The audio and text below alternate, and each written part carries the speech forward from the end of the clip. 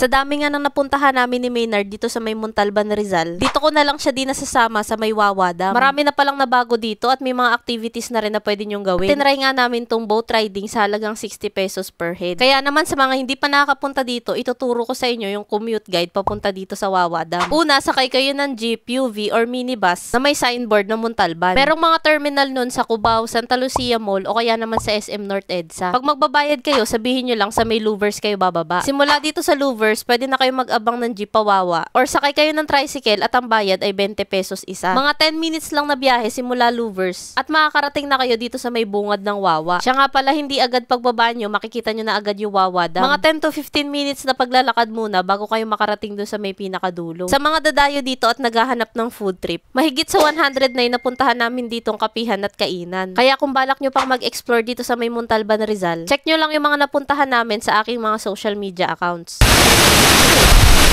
Masarap maligo ngayon dito sa may Wawa Dam kasi mahina yung tubig dahil tag-init. Bago nga pala kayo makaakyat dun o kaya maligo, kailangan nyo muna magbayad ng 20 pesos isa para sa ecological tourism fee. Sa mga dadayo dito, huwag nyo po sanang ukitan ng pangalan yung mga bato at itapon nyo po sa tamang basurahan yung mga basura.